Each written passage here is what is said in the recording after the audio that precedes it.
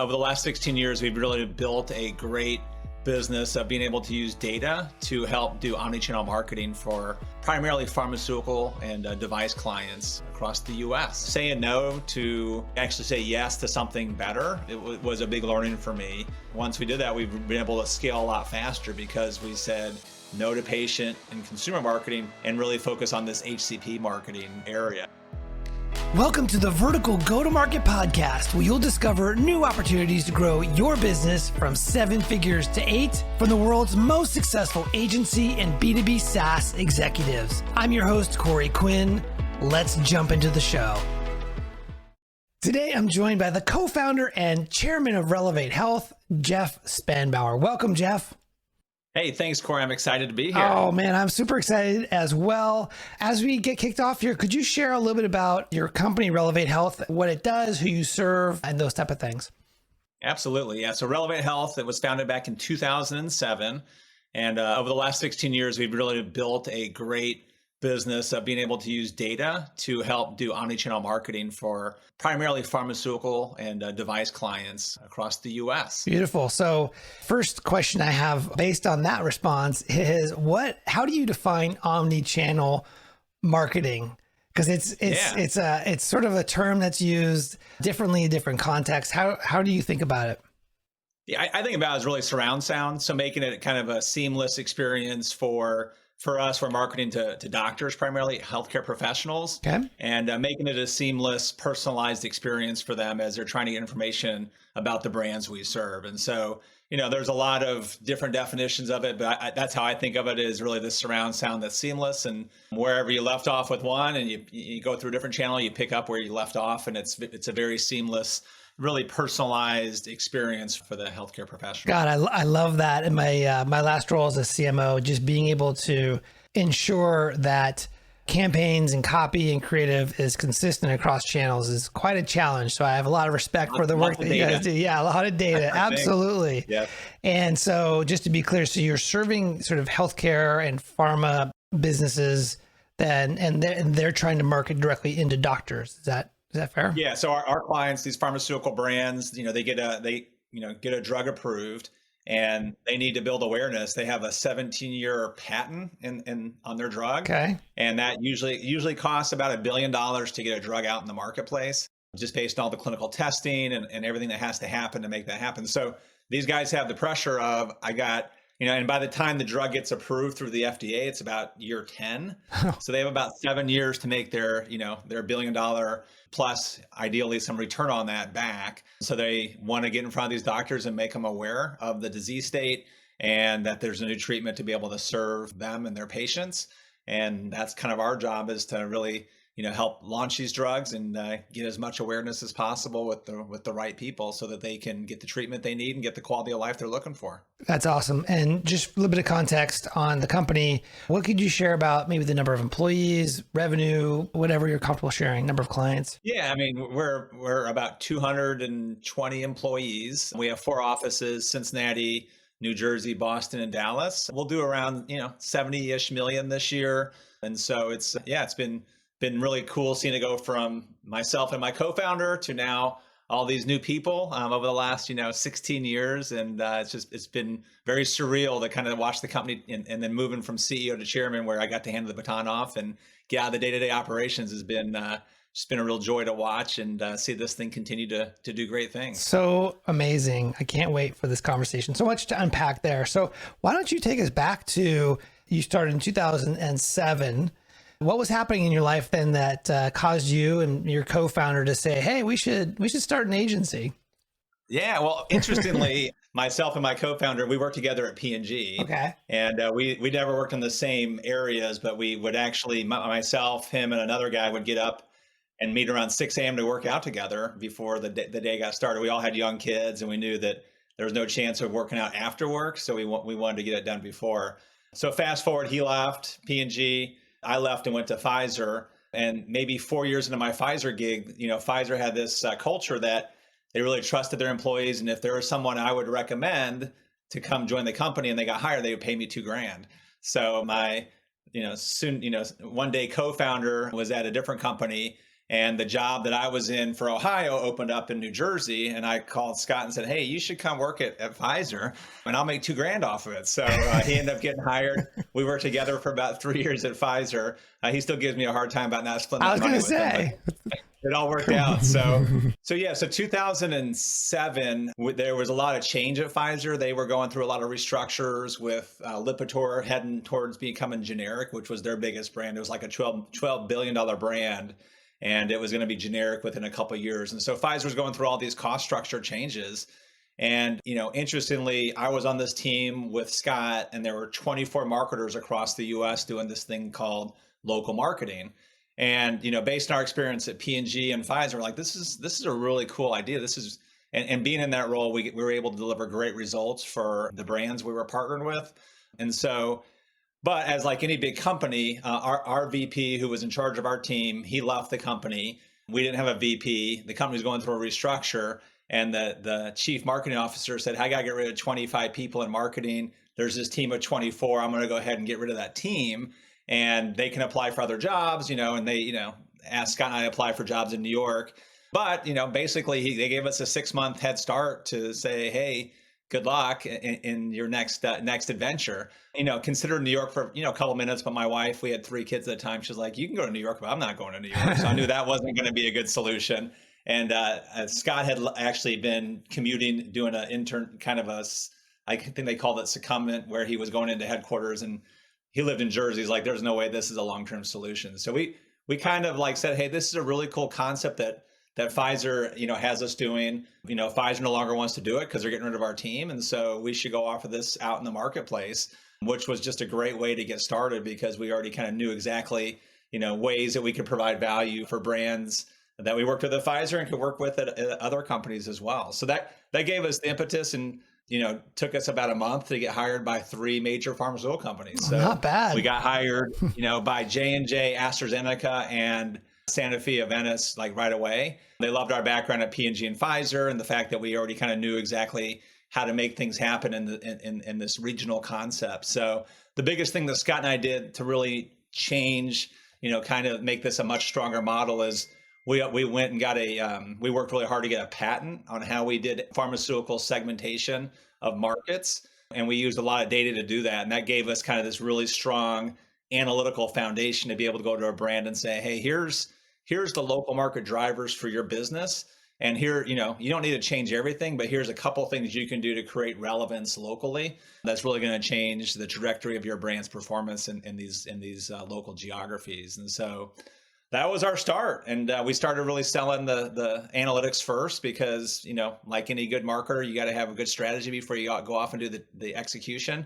And then, as we started to, help these brands come up with ideas from a, strategy perspective, they then needed solutions to be able to implement those strategies. And then we started to roll out more tactical products that allowed us to be able to create local relevance for them through these products. So let me understand this a little bit. So you first off, you file the patent for your data-driven segmentation approach, right? Yeah. I love that because that instantly gives you sort of good positioning and a brand story. You can go in and talk about, our proprietary widget that helps you to do things that as a result of this, you'll have an advantage, which is very powerful. Yeah, and it also gave us the credibility of the U.S. Patent Office evaluated this and said it was something that they saw as as patentable. Right. And we never really expected to go, ever, from a legal perspective, protect the patent against the pharma companies because they got more lawyers than marketers. But what we did see is it gave us a lot of credibility. Sure. You guys are marketers. So it was right. A marketing. Yeah, I love it. It's beautiful. Yeah. And then so you effectively, you were an in-house agency to a certain extent. You came out based on the layoffs at Pfizer. And because you had the awareness, a lot of the skill sets that you needed, it was sort of the next best thing to just start your own thing, which I love. You got hired, what you said, 2 weeks by those 3 pharma. A month, yeah. It took a month, yeah. Okay. Yeah, you negotiate the master service agreements. Yeah, and, get the scope. But that was based on, I'm imagining existing relationships. You didn't have to cold call into these pharma. It's funny because some of them were brand new relationships. Interesting. But it was through networks. So I'll tell you this story. Yeah. So our VP who left Pfizer, he was out interviewing for pretty big jobs, and so I called him and said, hey, Scott and I are looking to go start a company that, basically does this idea of regional marketing, and Pfizer did more local marketing, but we want to do it more scalable. And he's like, that's great. Let me, and I was like, is there anybody we should talk to? So he introduced us to three people. One was and Scott went to this meeting because it was in New Jersey, but Scott, calls to make an appointment with this guy. And the guy's like, his assistant answers and is like, hey, Scott, which office do you want to see him at? And Scott's like, well, he's got multiple offices. Well, I'll pick this one because it's the closest one to my house. So he picked that one. Well, he gets there and, goes in. This guy has a massive office with a, table, in the corner. So they sit at the table, and he hands Scott his card, and Scott reads and it says, oh, CEO of J&J Pharmaceuticals. Because this was before LinkedIn and stuff. So he really didn't, that's a great intro. Yeah. Wow. Yeah. So he started with that guy, and, he presented our concept, and the guy's like, hey, this is really good. Can you hang on? And he picks up the phone, calls a guy named Bob, who's in charge of, marketing. And Bob comes down and listens to it. And they're like, this is great. This is exactly what we've been looking for. So that was nice to start at the top and work our way down, because when we got introduced to the brands to actually get the deal done, they thought it was already approved by their boss's boss. Right. And that made it much easier to get that. So that was kind of a lucky, network that our old VP got us to. And then the other ones I think I met at a conference maybe 6 months before and left, let them know I was looking to start a company. They were all kind of new people to us, but through kind of one degree of separation. And because effectively, were you doing a lot of the similar things you were doing in-house at Pfizer, or were you doing things that you were outsourcing at Pfizer? Like why wouldn't J&J in this example have their own team internally doing this type of work? Yeah, we had an agency at Pfizer that did some of the work. Okay. It was, a lot of marketing services type stuff that, the way it works in the pharma space is most of the brands have more money than time. And so they end up hiring a number of agencies to help them get the work done. And that was kind of the role we've played. And we just niched ourselves more into this idea of regional, being able to help you win regionally through better relevance versus trying to do the one size fits all in the pharma space. Relevate Health. I get it now. It's all clicking for me. Yeah. We started as HRM, healthcare regional marketing, but we figured out how to do a better job of branding and move to Relevate Health. So you got it. Yeah. And so what's the difference between local and regional marketing? Yeah. So kind of our experience at Pfizer is Pfizer had all the resources to have people at these, there was 24 of us there, and you were very focused on local one-off initiatives. So you had the ability to kind of create something for, Cincinnati, Ohio versus something that could scale to 20 markets at a time.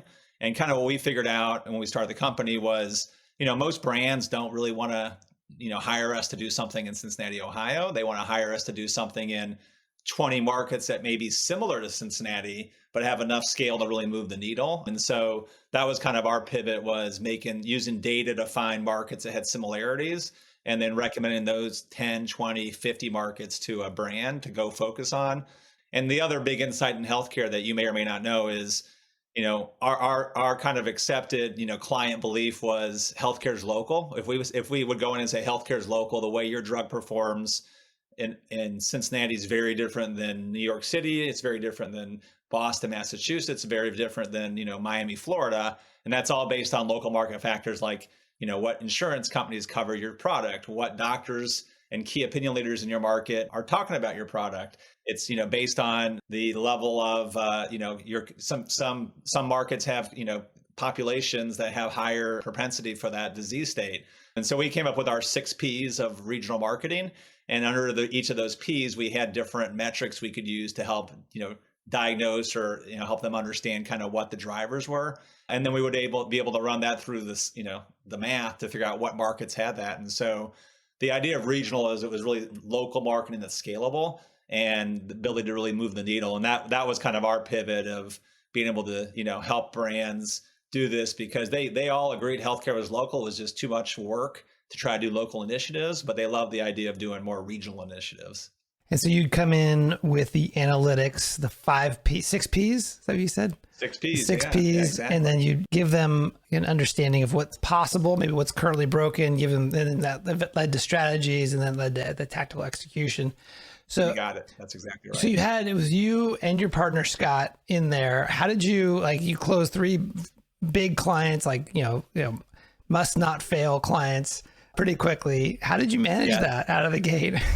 Well, first we were like super excited. We were like, wow, this is awesome. And then we realized, oh crap, we have a lot of work to do. So we started hiring, and Scott and I debated for a little, couple, 5 minutes. Hey, should we start an office in New Jersey or start an office in Cincinnati? He lived in New Jersey, I lived in Cincinnati, and we quickly came to the conclusion like, hey, Cincinnati's got a lot of marketing talent, and the cost of living is much lower in Cincinnati, and so it'd probably be smart for us to build our headquarters in Cincinnati. So that was kind of, strategic decision number one, and we started hiring people here.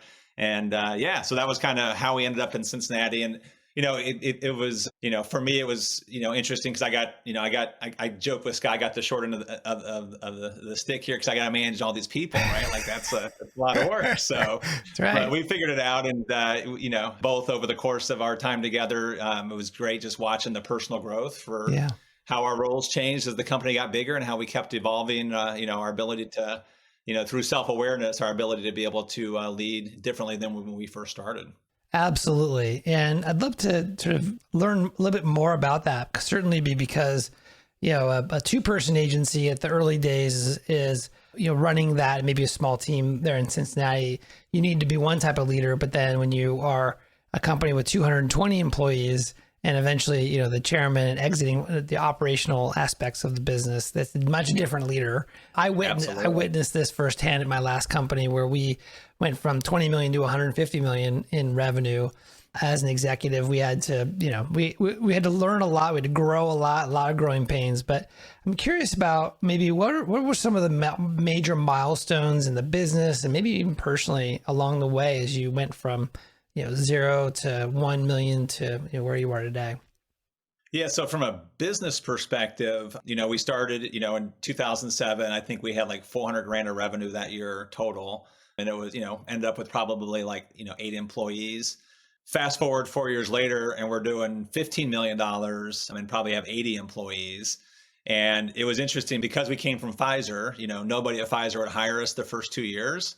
But once we, kind of proved ourselves and, we're still in business and actually, an office, they started hiring us. And Pfizer became a huge client for us in 2009, 2010 that grew. And they also made a big shift towards regional. They created 5 regional business units. And so through their business units, basically they hired us as their agency of record. So that created a lot of growth. But, growth is great, but when it's one client, I think of our 15, about 10 of it was coming from Pfizer. It's really good until they have another, budget cut. And so 2012, we're back down to 6 million. And so that was a really big learning lesson for us, me especially. And it wasn't so big a deal financially as it was culturally, taking a company from, 0 to 15 and then back down to 6.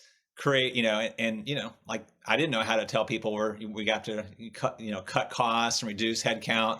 That created a lot of cultural challenges for us for the next 3 years that we really figured out hey, culture is really what matters in these businesses because it's a people business. And so we really focused on building the culture back from 2012 towards, a great culture, I would say today that's, focused around, self-awareness, but also around core values that can really help people understand what good looks like so that they can be successful in the organization and we're attracting the right people. And that was a big part of our work. But, after the big drop, we grew the business back without any kind of concentration until 2020 when we were about 18 million in revenue. So we tripled it from 2012 to 2020. We got to 18. So it was from 2007 or 2012 to 2020. We tripled it, but we did it much more strategically where we're not taking on major clients that are gonna basically if they make a major change, we have to make major changes as well. So and then in 2020, as COVID hit. And COVID really emphasized this concept that healthcare is local. All of a sudden, everybody's going to the Johns Hopkins website, typing in their zip code to see how much COVID there is in that market. And so that just created a huge opportunity for us to own this whole idea of healthcare being local. And so we ended up partnering, interviewed a number of companies, but we partnered with a PE firm called Mountain Gate Capital. And then from there, we've scaled it, over the last 3 years from the 18 to about 70, we'll be in the 70s this year as far as revenue. So Okay. just tremendous growth. And, part of that was, just being able to transform a company from this niche business that was doing regional to now this really, mainstream business of omnichannel marketing. And we've been able to, move into very clear line items for our brands. Our brands have, a number of line items, but three big ones are, it's called non-personal promotion, peer-to-peer marketing, and rep enablement. And so we've kind of repositioned the company as this omnichannel know-how partner that can really help you win in those three areas. And that's really helped us be able to find a lot more clients and get a lot bigger deals, because now we're selling things that are already part of their budget versus trying to sell something that they thought was really cool and really interesting, but it wasn't a line item. So they would have to go create the money to find to do regional marketing. Right. They'd have to either cut the pie in a way that they didn't want to, or go find new money, which is always hard. Could we go back to 2012 just for a second? I'm super curious. You mentioned it was at that time, based on the pullback of Pfizer, that you had to lay off a bunch of folks. At what point did you realize that you had sort of a culture problem? So I got to lay off, majority of the people because they're here in Cincinnati. And so I remember the way I did it at the time was I'd go out, get a person, say, hey, can I meet with you for a minute? Take them back into a conference room with my HR partner. And we would, say, hey, really appreciate everything you've done for us, but unfortunately, based on the business, here's what we're going to do. And every time I go out, I notice there's less and less people looking at me, wanting to talk to me, smiling at me, and then by the time I was done, like everybody was like, oh, I hope Jeff doesn't call my name. So that was kind of like, hint number one. But then, over the next, few months, as I meet with people, there was just this lack of trust. And you're always the last to know when you're at the top of an organization, you're always the last to know about what people are really talking about.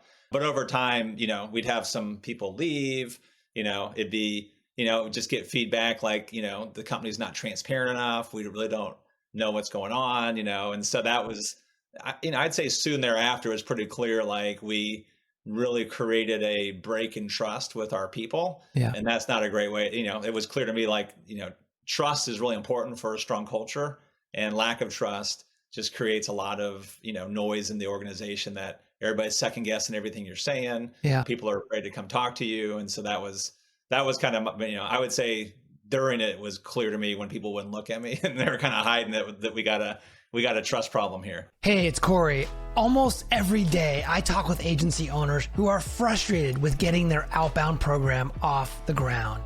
The truth is, too many agencies are too dependent on inbounds and referrals to grow their business. We all know that it's getting harder and harder to generate inbounds, and that it's just not a sustainable way to grow your business. I'd like to give you the 6 secrets for driving consistent ROI from your outbound that I learned as Scorpion's Chief Marketing Officer, where we doubled the business from 20 million to 40 million just by adding outbound to an existing inbound only program.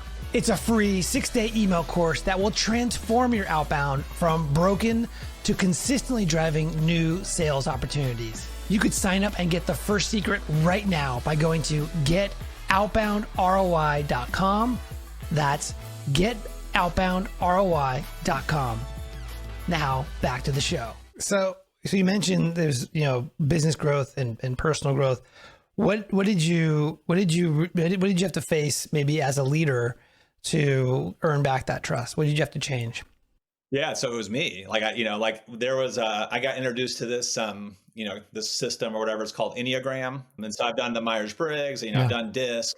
But we had a lady who's here in Cincinnati who's a great coach, and I'm part of a group called Entrepreneurs Organization. Yeah. And we get together as a forum, and as part of the forum, we all worked on personal growth using this Enneagram and this consultant. And kind of what I learned is a lot of my natural tendencies, they're superpowers, but they're also super weaknesses. And so, I'm a 3 on the Enneagram, which is an achiever. And so part of, my DNA is to, kind of be a chameleon to some extent, like I can kind of blend with people really easily, and I'm really tuned into making sure I'm trying to, make you happy, impress you, whatever those things may be. And that's not always good as a leader. In fact, part of, being a leader is being able to, be transparent and not tell you what you want to hear, but tell you the truth so that you can effectively be an adult and understand kind of the situation we're in. So that's part of, I think part of what I had to learn was, the way I'm wired as a leader. There's some really good parts to it, but there's also some, natural tendencies that are going to make me maybe, less effective. And so transparency was one thing I had to learn, especially as the leader, to say, you know, let me share with you kind of the situation we're in, and here's what we're trying to do, and anything you can do to help us, fix some of these areas would be very, very valuable. So Yeah. yeah, so I'd say Enneagram really put me on this journey to start to understand some of my natural tendencies as an achiever may create some relationship challenges because I'm, doing tasks versus getting to know somebody, or, instead of being transparent, I'm trying to be, kind of, you know, trying to tap into what you want to hear versus what you really need to hear. And so those were things I had to learn, and it took time, but that was a journey I've been on. I'm still on, of just being a better leader and a better communicator. That's awesome. Enneagram is one of the few tests I've not done. I've heard a lot about it, but I've not done it. I've done Okay. pretty much every other one under the sun. Yeah. So I wrote that down. We'll put it in the show notes if other people are interested in checking that out. I think I'm always interested to learn more about myself and to your point, like my natural tendencies. We all have blind spots, right? So Yeah. being aware. Yeah, and then we actually rolled it out to the whole company. Great. And, just found like the whole company, everybody in the company, I wouldn't say everybody, but I'd say a vast majority really enjoyed learning about themselves and building their self-awareness. Yeah. And kind of the idea was, hey, I can't use that I'm a 3 on the Enneagram as an excuse, but you at least know how I'm wired. So maybe you can help me see some of my blind spots when I'm doing things that are creating some of this lack of trust or some of this tension. I'd really appreciate you, and I give you permission to tell me that, hey, Jeff, when you do it, it makes me feel this way, because I'll never know unless you tell me. And so that was the culture we started to create internally. Was everybody would, we would do lunch and learns. We'd have a consultant come in, and she would train us. She would spend time getting each person typed and educated. And then we had this language internally we could use to, better communicate, especially during times of stress or times when people were, like myself, were doing things that may have not been getting the outcome I was trying to get. And it just created a higher level of trust, and just to understand that we're all trying to get better, no matter what level you're at or, where you are in the organization. You also mentioned, I believe at that time you got clear on the fact that you needed to be more explicit about the company values and mission potentially. Was that part of the transformation as well? Yeah, that started soon after 2012. I read a book called The Advantage by Patrick Lencioni. I love Patrick. Yeah, I have all of his books right over here. Yeah, so that book to me was The Advantage, was like a game changer for me, because I grew up in Pfizer and P&G, and they kind of have the big long visions and missions you really can't remember. And so myself and Scott, and we had another partner at the time, Bill, we really focused in on we can't make this, we really need to have a vision and a mission, a vision first, and then a mission second, and then values that people remember. And so, over the years, we've gotten it more and more crisp, and now it's really good. Our vision is, every communication is relevant. So that's pretty clear. And it's pretty aspirational, because, I'd say most communications in today's world aren't very relevant. And then our purpose is to create life-changing healthcare engagement, which is just a much higher standard of marketing. If you're trying to really create life-changing healthcare engagement, it's got to be good. It's got to be at the right time. And then we have our core values are 4, and we call it our pact. So kind of our internal promise to each other. It stands for pioneering, accountable, caring, and transparent. And then I could talk to you all day about what each of those mean, but we got it down to very succinct and very clear and intentional words associated with our vision, purpose, and values. And again, that didn't happen overnight. That took years to get there. But I think where we've ended up is really good. And it gives a lot of clarity in the organization, which is what Patrick Lencioni talks about. That's where the advantage really happens, is when you create clarity. And you mentioned this was sort of a byproduct of the learning and the introspection as a result of what happened in 2012. Looking back, is this something that you would, or maybe if you were advising an agency owner who's just getting going, that would be something that they should pay attention to as far as being specific about their vision, mission, values, and purpose? Yeah, definitely. If I ever start another company, like, to me, the vision, purpose, and values all play into the name of the company, right? Like, so you need to know all that before you can even come up with the name of a company. And so to me, that's And I don't think it has to be rocket science, but at the same time, like, having a vision of where you want to be in 5 years, like that's one of the most powerful tools that anybody has, because it's creating you're casting something that people can now work towards. Yeah. And without having a vision, it's just really hard for people to know what I'm communicating. And so that was a big learning, is once we had a vision, it made it easier for people to get excited about it and understand kind of what success looks like. And then the purpose, kind of gives us a reason to come to work every day. I joke, when I was at P&G, my job was to make women feel insecure about their hair, because I was a hair care marketer, and that didn't get me that excited to tell my grandkids one day. But but for some people, I'm sure it does. But for me, like, really, getting people better health and the latest information, that gets me excited. That makes me want to come to work and do a great job, so that we're helping people live longer, healthier lives. And so that's kind of, some of this stuff comes from the founder. Whoever, starting the company needs to have some passion in those areas. And then the values, if you can do that before you start, you can actually hire people that fit it, versus we did it, midway through, and we had to kind of come up with values that didn't just fit with what we wanted, but also fit with who we had, because you can't change a culture just by throwing words on the wall. You have to really describe your culture based on who you have and that's my experience. Yeah, exactly. You have to, or else they won't buy it if it doesn't represent reality, right? If it's something that doesn't fit, it's something that's on the wall that no one will actually really embrace. So at what point did you, I imagine, well, you're no longer operationally heavily involved, it sounds like, and that's correct, right? Yeah. That's correct. Okay. Yeah. I'm smiling so much. Yeah, that's right. Life's good. Yeah. Sleeping in. That's beautiful. Life's good. At what point did you hire your first salesperson?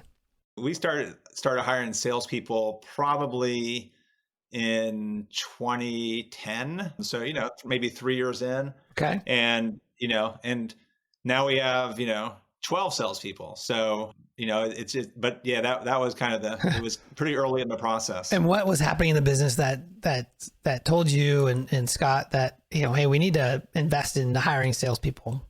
It became really clear to us as we ran this business that revenue solves all problems. Yeah.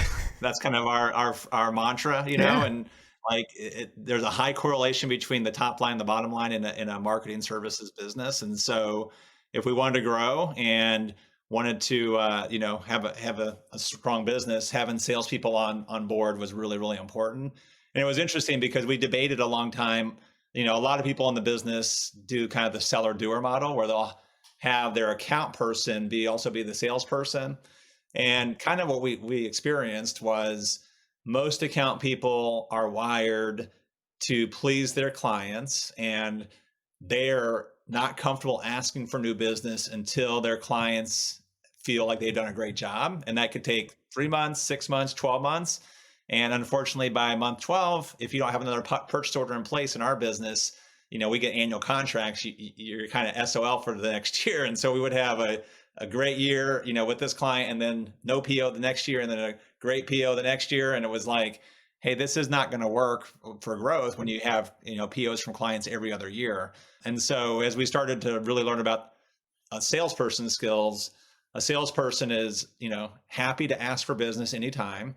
They don't really need to prove themselves. They're comfortable with being told no. And so that was just a very different skill set than our account people. And our account people are awesome. And some of them do a good job of upselling, but to really grow a business, I think in our space, we needed someone who would just constantly be focused on sourcing new business for us and helping us find deals. And it's just a very different skill set than our account people. Given your focus in pharma specifically, and healthcare generally, was it a requirement at that time to hire someone in a sales role who had a background in sort of pharma, or was it just a generic kind of salesperson, maybe had some sales skills or something in between? So we tried it all. So we hired people who were not in pharma, who were great salespeople. We hired ex-manufacturer salespeople. Okay. So somebody who worked for say Johnson & Johnson as a salesperson selling to doctors. We've hired them, and ultimately we found that people who have agency sales experience in pharma are our best bets. It's plug and play. Now it works. Yeah, and people can learn, but at the end of the day, everything is a lot more complex when you dig into it, and the pharma space is very complex. And so, I had one client, who I knew from Pfizer, who also hired us later, who said, if I have to teach one more agency what a TRX or an NRX is, which is total prescriptions or new prescriptions, like I'm gonna jump off the ledge. And so there is a lot of value in having people who've done it before that come into the team. And so that our best hires thus far, 16 years into it, are people who had already worked in the services space in the pharma world. That makes perfect sense. It's also probably why you could, I don't know your pricing, but you could probably charge a premium because you already speak the language. You're just makes it easier. Yeah, exactly. And again, our clients have more money than time. So they're much happier to get people who've done it before. Here's the money, take care of it. Yeah, exactly. When it comes to sort of positioning and marketing, your differentiation in the market, I imagine you're not the only player in town who's has these type of skills. How do you differentiate, your agency versus the competitors? Yeah. So historically it's all been around data-driven marketing. And so that's, there's more and more companies that are, playing in the data space, but it's still kind of a minority versus a majority. So, and now we have what we call, solutions. So instead of coming in and saying, hey, what are your problems? Here's a custom idea. We have 12 kind of tech-enabled solutions that we've designed over the last, 16 years that we can plug in and turn on to do omni-channel work for you tomorrow. So I would say our biggest ones are the data-driven and then the solutions part of our business. That makes us very differentiated and allows us to get deals at these big global pharmaceutical companies that typically won't work with anybody who's not part of a network, but we're able to work with them because we have, that differentiation. Sure. And that would you consider those to be like productized services where it's like a specific predefined kind of scope? And is this something that they could come to your website and just buy off the site directly, or do they have to go through a sales channel? They'd have to go through a sales channel at this point. It's not quite plug and play or SaaS. There's a lot of, just because of all the regulation in our space, there's a lot of, kind of understand their needs to a level that we can make sure we can deliver against. Yeah, that makes sense. How did you go from pure custom solutions to now having these different productized offerings? Like, what was that process like generally? It was interesting as we started to work with, these different manufacturers. Every manufacturer was like, hey, our they call it review committee. That's where you get stuff approved by legal, medical, and regulatory. Our review committee is the most conservative in the industry. And so we'd hear that over and over. Every company we went to, we'd hear that from. We're like, hey, you all can't be the most conservative in the industry. But, we were starting to see very similar kind of areas that they would hire us for. So one was called, it was basically peer-to-peer marketing, where we would get a doctor in Chicago that we would interview for best practices in diagnosing and treating, say, diabetes. And then, and we would do that in, say, 10 markets for brand A. And then brand B, they would hire us to do the same thing for, cholesterol. And then brand C would hire us to do something for infections. And so it was like, oh, these are all kind of similar, needs of using local doctors to be able to better communicate to the general population, or the general, set of doctors. How do we standardize this and make it, more consistent so we can put tech behind it and automate more of it? So that was kind of the process. And we've used a couple outside partners to help us kind of, bring in productization skills. There's a couple companies at least one company we've worked with that does that.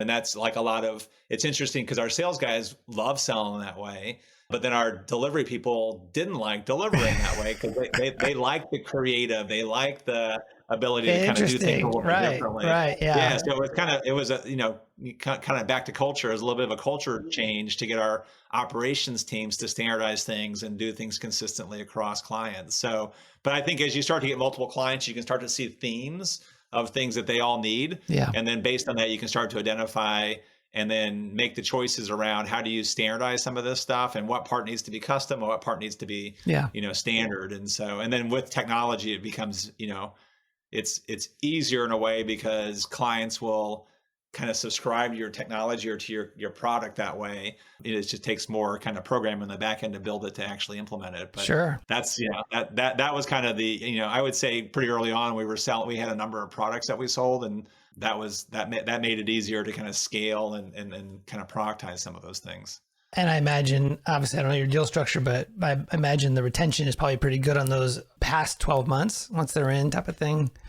Yeah, no, we get high rates. The biggest thing we saw was, we get year one, and then our account people wouldn't, ask until budget season was already over for year two. So we'd end up with year three. So we'd that was kind of, maybe if you remember back to Yeah. our sales Yeah. conversation, Yeah. we were getting every other year deals. Clients loved working with us. They liked the ROI they got on our stuff. It was just, we didn't do a great job of always being in their budget year after year. And so Yeah. that was when we started to add the sales team. So That makes sense. but yeah, now I think we're working with 195 brands now across the pharma and the device space, which I didn't, if you would ask me 5 years ago, I wouldn't even realize there was that many brands. So it's Right. pretty Exactly. cool, getting a chance to work with all these clients and continue to learn and identify themes that we can productize. So I just have a couple of more questions for you. As you look back now, you've stepped into more of a chairman role. You're no longer operational. You have this private equity partner. These are all things that a lot of agency owners would love to at some point get to. It I think is really great. So, what are some of, as it relates to, like, what are some of the big sort of takeaways or advice maybe that you would have for an agency owner who's considering taking a vertical market approach and wants these kind of outcomes?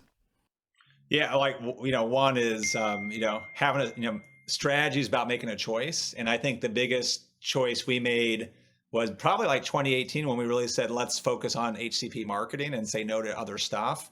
That's hard to do as an entrepreneur and an agency owner that you got all this overhead, but, saying no to, so that you actually say yes to something better, was a big learning for me. And, once we did that, we've been able to scale a lot faster because we said no to patient and consumer marketing, and really focus on this HCP marketing area. And so that's, allowed us to be able to now find companies to acquire. We were able to attract PE partner, do all these things. So that's part one. The second thing is, like, work on yourself. Like, what got you here is not going to get you there. And so, I was a great, client service manager. I was a great salesperson, but as we started hiring people, my role had to change. And that means, like we talked about before, how you lead changes, and, kind of being this constant learner and really learning about myself, learning about other ways to approach things, talking to other CEOs is really, helpful.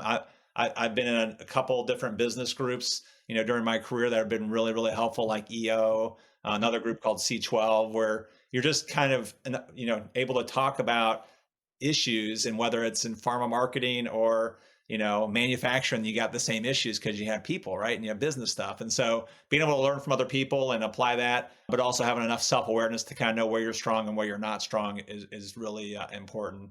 And then really, over time, like, how do you hire the right people to be able to empower them to run more and more of the business? Because, like, what I have found is, as we got bigger, the only issues I got were the hard ones. Yeah.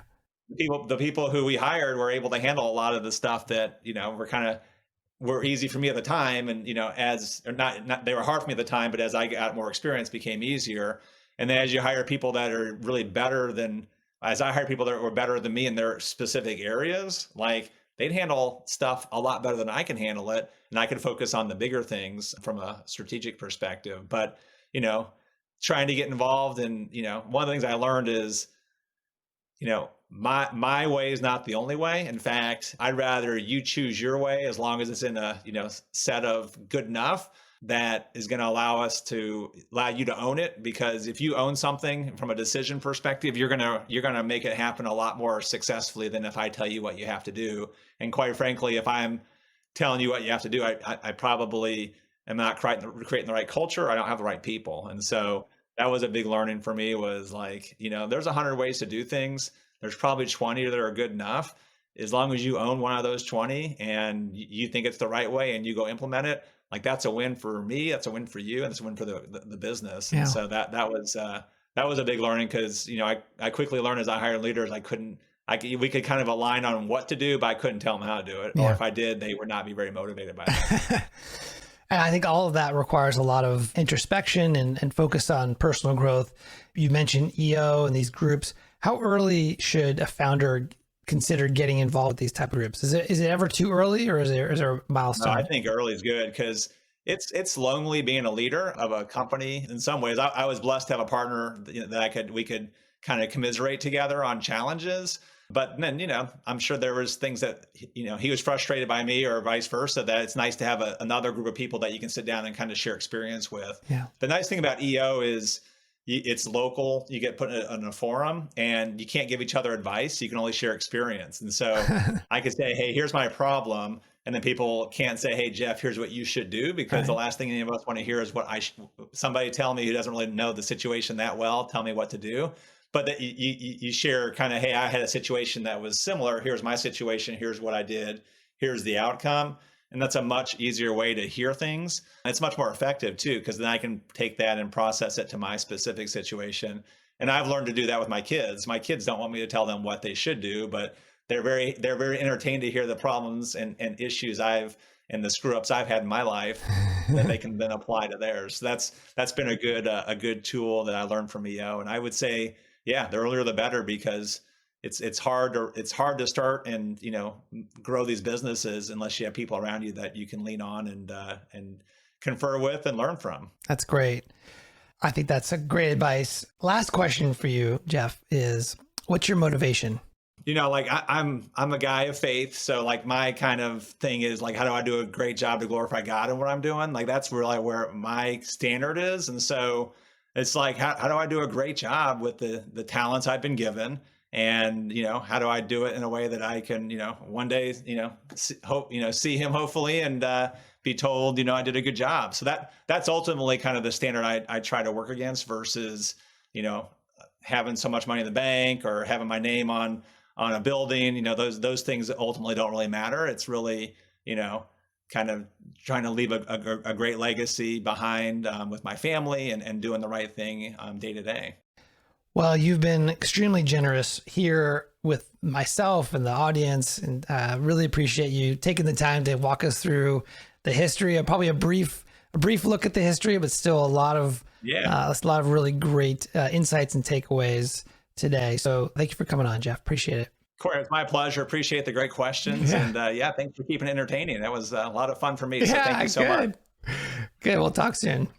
All right, folks, that's it for today. I'm Corey Quinn, and I hope you join me again next time for the Vertical Go-to-Market Podcast. If you receive value from the show, I would love a 5-star rating and review on Apple Podcasts. Thanks, and we'll see you soon.